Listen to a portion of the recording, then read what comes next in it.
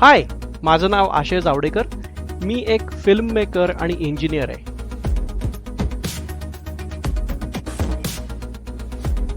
मला सिनेमे बघायला प्रचंड आवडतं आणि त्याच्याविषयी बोलायला त्याहून जास्त. मी अमेरिकेमध्ये इंजिनिअरिंगमध्ये PhD करत असताना मला सिनेमाचं वेड लागलं आणि मी सिनेमे बनवायला पण लागलो. हे सिनेमे बघताना, बनवताना मला जे काही अनुभवायला मिळतं, जे शिकायला मिळतं, त्याच्याविषयी मी गप्पा मारणार आहे. दॅट्स सिनेगप्पा.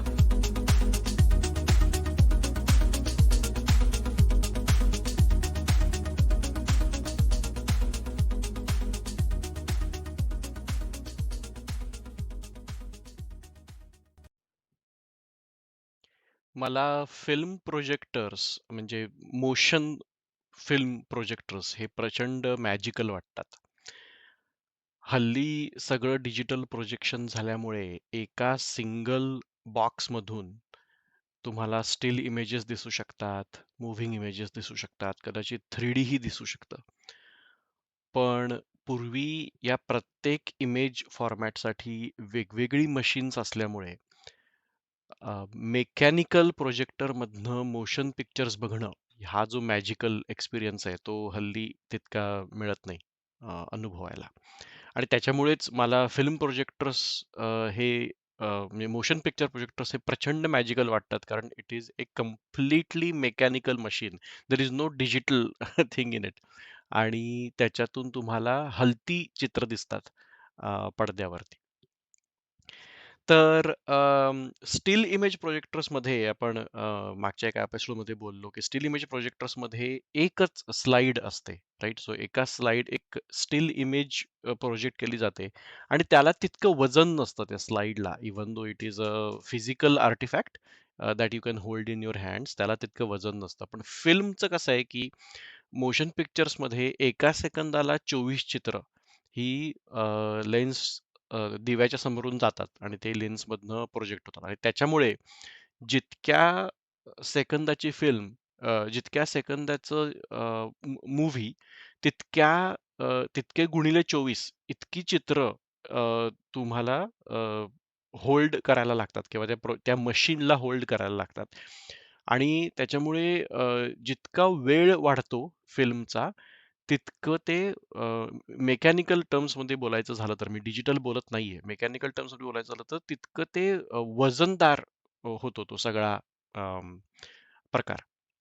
आणि त्याच्यामुळे वजनावरती म्हणजे फिल्मच्या वजनावरती बरंचसं डिपेंडंट आहे फिल्म प्रोजेक्टर्स आणि फिल्म एडिटिंग चं सगळं विश्व. होम मूव्हीज करायला किंवा ज्याच्यामध्ये नुसतं तुम्हाला मोशन कॅप्चर करायची आणि कदाचित साऊंडची फारशी गरज नाहीये, अशा नुसत्या मेमरीज क्रिएट करण्यासाठी पूर्वी 8mm प्रोजेक्टर्स असायचे. सो युजली फिल्मच्या ऍक्च्युअल साईज वरती ते किती मोठी फिल्म आहे ते ऑब्व्हियसली ठरतं. पण ते म्हणजे असे काही साईजेस आहेत की 8mm, 16mm, 35mm, 65mm, 70mm आणि मग 108mm असे ते वेगवेगळे फिल्मचे साईजेस आहेत. आणि जितका मोठा साईज ऑफ कोर्स, तितके जर तुम्हाला 24 चित्र त्या प्रत्येक सेकंदाला करायचे असले, तितकी जड ती फिल्म होते. तर पूर्वी फक्त मेमरीज क्रिएट करायला 8mm फिल्म वापरायचे. 8mm film is extremely small. आणि पूर्वी म्हणजे आता माझ्याकडे एक 8mm प्रोजेक्टर आहे. तर त्याच्यावरती डिझनीच्या फिल्म्स आहेत. म्हणजे लहान मुलांना कार्टून दाखवण्यासाठी असलेल्या फिल्म ज्याला आवाज नाहीये, there is absolutely no sound. आणि फक्त चित्रांवरती आणि त्या एका रिळ्यामध्ये ते असं वीतभर मोठं रीळ आहे आणि त्या रिळ्यामध्ये 3 शॉर्ट फिल्म्स आहेत डिझनीच्या ॲनिमेटेड. आणि ते इतकं फनी आहे ते बघायला की तो projector actually does a lot of sound. म्हणजे because it's a mechanical machine, त्याच्यातून असा प्रचंड तो असा आवाज येतो. त्या मेकॅनिकल ते सगळी ती रिळं फिरायचा आणि हे वगैरे. पण Wien you see the picture in on the screen, you completely forget about that annoying sound because you get engrossed in the story that's going on. त्या 8 मिलीमीटरमध्ये usually there is no sound. So पूर्वी फक्त memories बनवण्यासाठी किंवा home movie करण्यासाठी 8 millimetre projector आणि कॅमेरे वापरले जायचे. त्याच्यामुळे तुम्ही बरचसं बघितलं असेल पूर्वी म्हणजे ईबे वरती वगैरे जर तुम्ही जाऊन बघितलं तर बऱ्याचशा अशा home movies are available for purchase on 8 millimetre reels. Um, uh, त्याच्यानंतर 16 मिलीमीटर. सो 16 मिलीमीटर हा थोडासा असा आपण म्हणूया की इंडिपेंडंट फिल्म मेकर्स चा साईज आहे, की ज्याच्यामध्ये साउंड पण आहे, फिल्म पण आहे आणि it's not too heavy. It is still heavy though म्हणजे असं नाही की ते हेवी नाहीये. It is still heavy, but it's not as heavy as 35 millimetre और 108. आणि 16 मिलीमीटर प्रोजेक्टरमध्ये त्याची गंमत अशी आहे त्या प्रोजेक्टरची. माझ्याकडे 16 मिलीमीटरचा पण प्रोजेक्टर आहे. तर त्याच्यामध्ये एक रीळ एक अराउंड 1 तासाचं असतं आणि ते रीळ विदभर नसतं. ते रीळ ऑलमोस्ट किती 1.5-2 फुटाचं म्हणजे डायमीटर असलेलं रीळ असेल आणि त्याच्यामध्ये अ, ते रीळ तुम्ही उभं माउंट करू शकता प्रोजेक्टरवरती. जरी ते तेवढं जड असलं तरी ते उभं माउंट करू शकता आणि त्या प्रोजेक्टरमधून जेव्हा फिल्म जाते त्यावेळेला लेन्स म्हणजे व्हिज्युअल अपर्चर तिथून तर जातेच. त्याच्यानंतर एका साउंडच्या ह्याच्यातून पण जाते. कारण त्या फिल्मलाच व्हिडिओ म्हणजे व्हिज्युअल आणि ऑडिओ ट्रॅक त्याच्याच शेजारी आहे. आणि त्या ऑडिओ ट्रॅकचं रूपांतर ऑडिओमध्ये करण्यासाठी there is another assembly on the projector itself आणि त्याच्यातून ती फिल्म जाते आणि त्याचाही प्रचंड आवाज होतो. म्हणजे ह्या 16 मिलीमीटर प्रोजेक्टरचाही खूप मेकॅनिकल आवाज होतो आणि त्याच्यामुळे त्याचा जो स्पीकर आहे त्या प्रोजेक्टरचा दॅट इज सो लाऊड कारण तो मेकॅनिकल आवाज ला हे सप्रेस करून त्या फिल्मचा आवाज यायला पाहिजे असं म्हणून तो प्रचंड लाऊड त्याचा साउंड स्पीकर आहे. आणि अजून एक गंमत म्हणजे जेव्हा त्या गेटमधनं ती फिल्म जाते, की ज्याच्यातून व्हिज्युअल चित्र पुढे पाडलं जातं आणि त्याच्यानंतर काही फ्रेम्स जाऊन पुढे ती साउंडची असेंबली आहे आणि त्याच्यामुळे जे चित्र दिसतं जे चित्र दिसतं त्याचा साउंड हा खरं तर एक थोड्या वेळानं आला पाहिजे, प्रोड्यूस झाला पाहिजे, राइट? कारण mechanically it is farther away further away in the mechanical machine आणि त्याच्यामुळे the sound track is little bit offset than the film. It's it's it's an interesting phenomenon.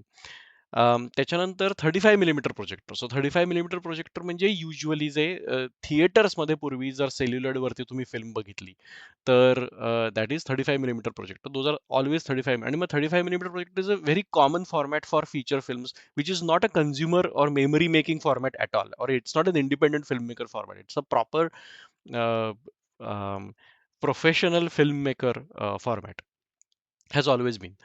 आणि 35 मिलीमीटर प्रोजेक्टर सुद्धा प्रचंड मोठा असतो. म्हणजे 16 मिलीमीटर किंवा 8 मिलीमीटर प्रोजेक्टर तुम्ही उचलून दुसरीकडे ठेवू शकता. पण 35 मिलीमीटर प्रोजेक्टर इज लाइक ती म्हणजे शंकराची पिंड एकदा बसली की बसली तसं आहे ते, की म्हणजे 35 मिलीमीटर प्रोजेक्टर तुम्ही एकदा त्या थिएटरमध्ये माउंट केला की तो हलवणं is a very difficult task. आणि त्याचा असा आर्क लॅम्प असतो कारण you have to project on a big screen in a big maybe 600,000 seat theatre आणि त्याच्यामुळे त्याचा जो दिवा असतो त्या फिल्मच्या मागचा तो प्रचंड मोठा आणि प्रचंड गरम होतो. आणि मी असंही ऐकलेलं आहे की तो एका फिल्मसाठी एकच तुम्ही त्याची कांडी वापरू शकता त्या दिव्याची, ते फिलामेंट म्हणजे ते नंतर you have to keep changing it. आणि त्या 35 मिलीमीटर प्रोजेक्टरला सुद्धा even though the reels are big, you could still mount them vertically. So ती अशी व्हर्टिकल माउंट करून आणि त्याच्यातून त्या सगळ्या गिअर्समधनं ती फिल्म जाऊन ती खाली कलेक्ट होते. आणि एक रील अराउंड 20 मिनिटाचं असतं 35 मिलीमीटर फिल्ममध्ये. सो त्याच्यामुळे तुम्ही थिएटरमध्ये जेव्हा सिनेमा बघता त्यावेळेला जो प्रोजेक्शनिस्ट असतो, that projectionist has to know की दर 20 मिनिट युजुअली 2 प्रोजेक्टर्स असतात. एका प्रोजेक्टरमधनं फिल्म प्रोजेक्ट केली जाते आणि 20 मिनिटं त्यातनं झालं, की दुसऱ्या 20 मिनिटाचं रील ऑलरेडी दुसऱ्या प्रोजेक्टरला लावलेलं असतं आणि the projectionist has to know to switch on the other projector exactly at 20 minutes so that for audience the experience remains seamless. आणि मग देन इथली 20 मिनिटं चालू असेपर्यंत ही the projectionist only has 20 minutes to change the reel on the other projector, make sure it is working well. आणि मग 20 मिनिटानंतर ह्या प्रोजेक्टरला फिल्म चालू करायची. आणि ते पूर्वी काय असं टायमर वगैरे प्रकार नव्हते. सो त्याच्यामुळे बरेचदा फिल्मचं रीळ मधल्या काही शेवटच्या फ्रेम्स म्हणजे संपत आले, की त्याच्यावरती असा मार्क केलेला असायचा, की ते आणि मग तो प्रोजेक्शनिस्ट असा ह्याच्यातून प्रोजेक्शन रूममधनं बघायचा स्क्रीनवरती आणि मग तो मार्क आला, की मग इकडचा प्रोजेक्टर चालू करायचा. आणि अ, त्यामुळे तुम्हाला आय डोंट नो तुम्ही बघितलंय की नाही पूर्वी फिल्म प्रोजेक्टर्स होते त्यामुळे बरेचदा असं व्हायचं की असं काहीतरी स्क्रीनवरती असं गोल गोल गोल गोल काहीतरी असं यायचं आणि that was basically a mark with a pen on the film to make sure की दुसरा प्रोजेक्टर चालू होतोय. आणि ह्या 35 मिलीमीटरला सुद्धा कसं आहे की 20-20 मिनिटाची रिळं 3 तासाची फिल्म असेल, एका तासामध्ये 3 रिळं. म्हणजे 3 तासाच्या फिल्ममध्ये 9 रिळं. 9 रिळांची अकाउंटिंग ठेवणं फॉर प्रत्येक show is very difficult. So त्याच्यामुळे एक रीळ कंप्लीट झालं, की दुसरं रीळ चालू असताना आधीचं रीळ कंप्लीटली रिवाइंड करून ठेवणं, तो प्रोजेक्टर नीट आहे की नाही बघणं, ह्या सगळ्या गोष्टी त्या 20 मिनिटात करायला लागायच्या. Projectionist was a very busy job. आणि ते सुद्धा रीळ रिवाइंड करताना एक गंमत असते, की ती because it's a heavy piece of equipment म्हणजे फिल्मचं रीळ इज व्हेरी हेवी. त्याच्यामुळे जेव्हा तुम्ही रिवाइंड करायला लागता फिल्म, त्यावेळेला एका रीळातून दुसऱ्या रीळामध्ये ती फिल्म अशी जाते. You hand crank the film so that it gets rewound. आणि एका रीळातून दुसऱ्या रीळात फिल्म जात असताना जेव्हा इकडचं जड रीळ मधून त्याची फिल्म जात असताना ते फिरतं गोल, गोल, गोल, गोल आणि त्याचा मोमेंटम खूप असतो. त्याच्यामुळे इकडचं रीळ तुम्ही जर थांबवलं ज्याच्यामध्ये फिल्म कलेक्ट होते, तर हे इकडचं रीळ फिरतच राहतं आणि त्याच्यामुळे मग ती फिल्म अख्खी अशी तुम्ही जाऊ शकते म्हणजे फ्लोअरवरती. सो त्याच्यामुळे it's very important to keep control of those 2 reels. It's a very mechanical process. आणि अजून एक गंमत म्हणजे मला आठवतंय की सो माझे आमच्या नात्यातले एक आजोबा प्रभात थिएटरला मॅनेजर होते आणि त्यामुळे मी प्रभात थिएटरच्या प्रोजेक्शन रूम मधून सिनेमा बघितलेला आहे आणि मी जुरासिक पार्क लागला होता त्यावेळेला आणि इट वॉज अराउंड 95 वगैरे 94-95 आणि त्यावेळेला कसं होतं की फिल्म जी होती दॅट वॉज वाईड स्क्रीन म्हणजे फिल्म जी होती ती वाईड स्क्रीन म्हणजे ती अॅनामॉर्फिक होती ते आपण त्याच्याविषयी बोलू नंतर कधीतरी. पण अॅनामॉर्फिक होती ती फिल्म. पण प्रभातचा स्क्रीन हा 4:3 होता. आणि त्याच्यामुळे जर प्रोजेक्शन प्रोजेक्शन रूम मधून जे चित्र पाडलं जात होतं स्क्रीनवरती, ते चित्र it would have been bigger than the screen because the screen was smaller than the aspect ratio of the screen was different than the aspect ratio of the film getting projected. आणि त्याच्यामुळे ज्या काचेतून ती film जात होती, त्या काचेवरती त्या प्रोजेक्शनिस्टनं 2 पट्ट्या काळ्या चिकट पट्ट्या लावलेल्या होत्या, की जेणेकरून ते चित्र क्रॉप होईल आणि बरोबर स्क्रीनवरती सिनेमा जाईल. पण ते क्रॉप झाल्यामुळे ते ॲक्चुअल चित्र क्रॉप होत होतं, हे त्याच्या लक्षात करायच्यात आलं नाही किंवा लक्षात आलं असेल, पण ही डिडंट केअर आणि ऑडियन्स अल्सो डिडंट केअर. त्यामुळे बराचसा data you could miss out on some details of the film, but nobody cared. आणि त्याच्यामुळे असं म्हटलं जातं, की मार्टिन स्कॉर्सेसेची एक डिरेक्टर आहे थेल्मा शूनमेकर तिचा एक मी इंटरव्ह्यू ऐकला होता. तर त्याच्यात ती म्हणाली होती की the last editor on your film is always the projectionist who projects your film because that person decides how audience sees the film. बरेचदा फिल्म तुटली तर कापून टाकणं तेवढी फिल्म किंवा हे असं ऍस्पेक्ट रेशोची गंमत करणं वगैरे ह्या सगळ्या ज्या गोष्टी आहेत या सगळ्या गोष्टी प्रोजेक्शनिस्टच करू शकतो. आणि इथे मी कॅलिफोर्नियात राहतो तर इथे एक नाईल्स नावाची जागा आहे जिथे सायलेंट फिल्म म्युझियम आहे. तर त्याच्यामध्ये मी प्रोजेक्शन रूम बघितली होती. तर पूर्वी ती जी सेल्युलॉइड फिल्म असायची that was made of nitrate compound आणि नायट्रेट वॉज व्हेरी कंबस्टिबल. आणि त्याच्यामुळे जर त्या गरम दिव्याच्या समोरून फिल्म गेली तर बरेचदा फिल्म जळून जायची काही काही वेळेला. If you have seen inglourious basterds नावाचा मूवी क्वेंटिन टॅरंटोनचा त्याच्यामध्ये ती फिल्म जळलेली आहे अशी ह्याच्यावरती स्क्रीनवरती. पण आणि त्याच्यामुळे जे प्रोजेक्शन रूम आहे, that projection room is completely insulated so that if there is fire within the projection room, the fire doesn't go out in the theater. So it's very interesting to see. आता हे झालं 35 मिलीमीटरचं आणि मग त्याच्यानंतर 65 millimetre 70 मिलीमीटरचं पुण्यात एक राहुल 70 नावाचं एक थिएटर आहे which is probably it has 70 projector I don't know. आणि आणि मग त्याच्या आणि मग एक another anecdote is Lawrence of Arabia नावाचा सिनेमा आहे डेव्हिड लिनचा, that is shot on 65 millimetre film. आणि फिल्म म्हणजे फिल्म, म्हणजे there is no digital right, it's was 62 when the film was shot. आणि त्याच्यामुळे त्याचे जर तुम्ही बिहाइंड द सीन्स फोटोज बघितले तसं वाळवंटामध्ये असा मोठाच्या मोठा 65 मिलीमीटर कॅमेरा घेऊन they are like filming this. It's amazing how they achieved it. आणि त्याच्यानंतर the the biggest size of film is 108, म्हणजे 108 मिलीमीटरची फिल्म. आणि 108 मिलीमीटरची फिल्म युजली आयमॅक्सला. So if you have been to IMAX Wadala in Mumbai, तर त्यावेळेला आता तिथे मे बी डिजिटल प्रोजेक्शन आलं असेल, पण पूर्वी जेव्हा ते चालू झालं त्यावेळेला इट हॅड फिल्म प्रोजेक्टर. आणि 108 मिलीमीटरची फिल्म इज त्याचं रीळ is extremely heavy. So you can't mount the film vertically, the रीळ व्हर्टिकली. सो त्याच्यामुळे ती रीळ अशी आडवी हे माउंट केली जायची. म्हणजे तो जेव्हा फिल्म संपायची आयमॅक्सची त्यावेळेला तुम्ही बाहेर येताना you could see the projection room completely through glass window.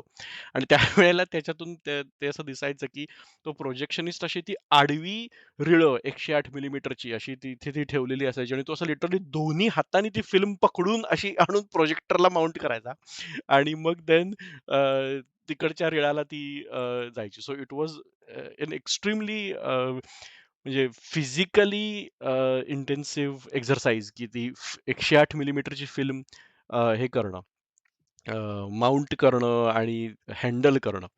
आणि so it was a fun thing to watch. आणि अजून एक गंमत मला सांगायची आहे म्हणजे एडिटिंगमध्ये की फिल्म एडिटिंग जेव्हा व्हायचं सेल्युलॉइड वरती, त्यावेळेला फिल्म एडिटिंग करताना मूव्ही फिल्म एडिटिंग मध्ये 2 प्रकारची मशीन्स होती. एक अमेरिकेमध्ये मूव्हिओला नावाचं मशीन होतं आणि युरोपमध्ये स्टीनबेक नावाचं मशीन होतं. आणि मूव्हिओलामध्ये फिल्म व्हर्टिकली माउंट केली जायची आणि स्टीनबेकमध्ये फिल्म हॉरिझॉन्टली माउंट केली जायची. It's just a mechanical choice I think in the design.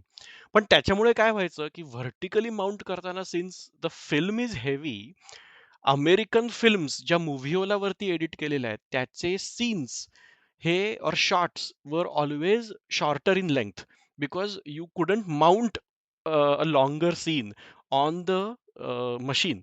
But European ह्याच्यामध्ये आडवं माउंट केलेलं असल्यामुळे त्याच्यामध्ये it was easy to mount right. Because so European films when they were getting edited on celluloid, their shots were longer in length.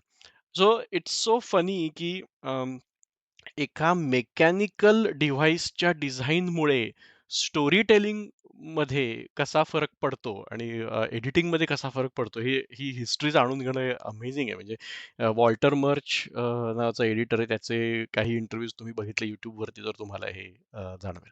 So असं बरंच बोलता येण्यासारखं आहे याच्यावरती.